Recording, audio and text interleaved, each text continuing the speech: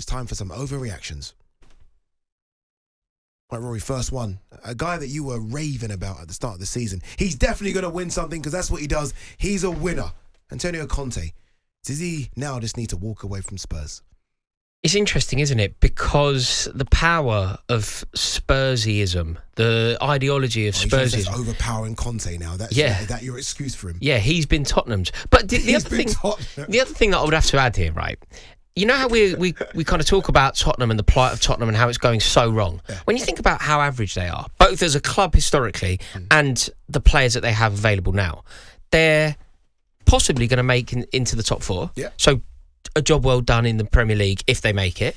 If they don't make it, they're definitely going to finish in Europe, which is decent enough.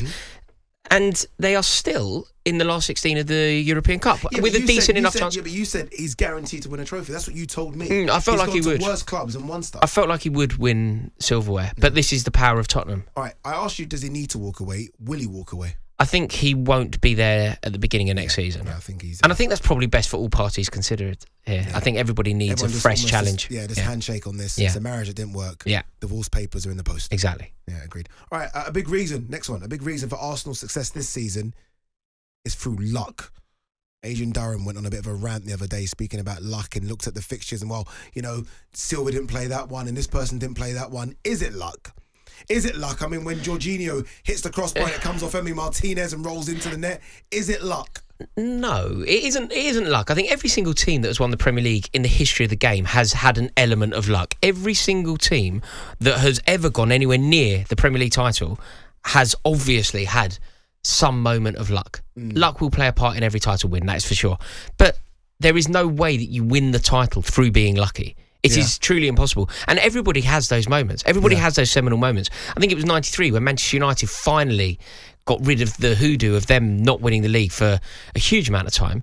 They were losing a game against Sheffield Wednesday in the 90th minute and they ended up winning the game. It wasn't luck. It was determination, will, and sometimes you force your own luck. That will to keep on going. Exactly. I don't think that you can... Durham was wrong on this It's impossible to win the league through luck. You cannot be a lucky team for 38 to take games. Yeah, you can win a cup through luck potentially. Agreed. But you cannot win the Premier League through luck. Found out. What do they say? Evens itself out, doesn't it? It's a huge, huge overreaction. Yeah. All right, this one's very interesting. West Ham have obviously struggled this season, got thumped by Brighton 4-0. Could have been more. Could have been 5 or 6. But David Moyes needs to see the season through with West Ham. He's their best hope of staying up. He's not. Definitely not. It's a huge overreaction. Of course he's not. David Moyes is one of the major reasons that I think they could go down.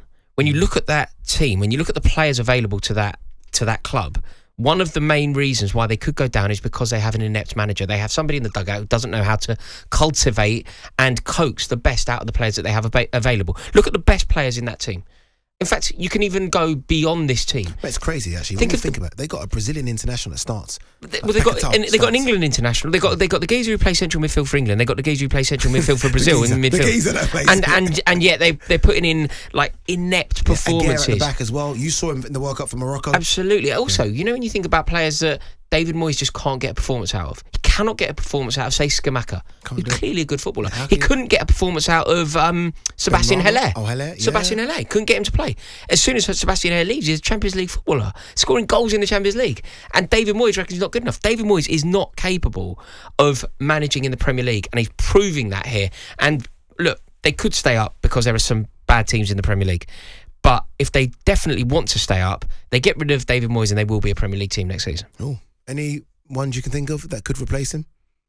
Top of your head, not putting you on the spot. No, Rafa? Could Rafa keep them up? I think Benitez keeps them up, definitely. I don't think it's a good appointment. But he keeps them up. I think almost anybody keeps them up. They have some fantastic footballers at the club. You look at that squad of players. Yeah. I tweeted about this and West Ham fans are like, oh, rubbish. I'm like, no, there's some very good players at that You got Jared Bowen, England international. Yeah. You know, Ben Rama on the other side. When you analyse a squad, the fact that they are even in the conversation around relegation is disgrace, and David Moyes should feel the brunt. Look at their squad. Look at Brentford's squad. The difference is the manager. You could play that game with Fulham. You can literally go down the table. 50%, a minimum of 50% of the Premier League. You play that game with. Agreed. Brennan Johnson. This one's very interesting. Because I love him. I think the job he's doing at Nottingham Forest is fantastic. Brennan Johnson will be playing for a top 6 team next season. I feel slightly disloyal to our colleague here, John Jackson, who doesn't stop talking about Brennan Johnson whenever I see him. he believes that he is borderline elite. He thinks he's going to go places. And I think that he's onto something. I think Mr. Jackson is onto something. I think he's a very good footballer. I don't necessarily think... I don't know if you saw his goal yesterday. Well, yeah, both I did. of them. Did you see both? Yeah, but the second brilliant. one... Like, he is an outstanding footballer. He's fantastic. Well, did you say top 4? Top 6. Yeah, I don't think he's a Champions League footballer yet. But I think he's capable of doing a job. What do we mean by that? Because he's better than Curtis Jones. He's better than Curtis Jones. I don't think Curtis Jones is a Champions League footballer. Okay. I think you can be playing for a club in the Champions League and not be a Champions League footballer. Okay. I think Kalidou Koulibaly is a great example of that. You know what was damning yesterday? Watching that game. So Forest at home, 20 minutes to go, they equalised to make it 2, and you're thinking, okay, they're going to go and win this. Steve Cooper looks down, brings on 3 subs, brings on a 4th sub, doesn't bring on Jesse Lingard. Yeah. Jesse Lingard was taken there to be their saviour. If they're in a fight, he's the one that's going to do a bit of magic. No. He doesn't even get on. Not getting a look in, is he? Getting a look in. I think it's over, isn't it? Yeah. It's going... But his gamble hasn't paid off. He obviously gambled the fact that I'm going to go there, I'm going to sign a year deal, and I'll light it up. I'm going to be a free agent. Come the summer, everyone's going to want me. Yeah. He's going to end up... It's Seville, something like that. Don't know, way. I think it's got America written all over it. It's too young. He's going to go... No, he's not... 30. He's not good enough. He's not good enough to play in the Premier League anymore. Okay. All right, final one. It's a good one, this one. Good one. Ready? Darwin Núñez will win the Golden Boot next season. Huge overreaction. Why is it a huge overreaction?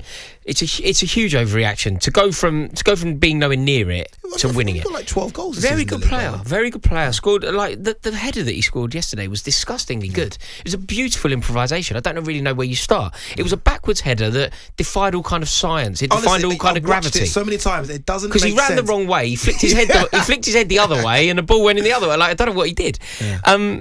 Very good player who will no doubt have a good season. But also, it's very difficult. I know Mohamed Salah proved that it can be done. But you know the way that Klopp plays? Is sharing the goals. Yeah.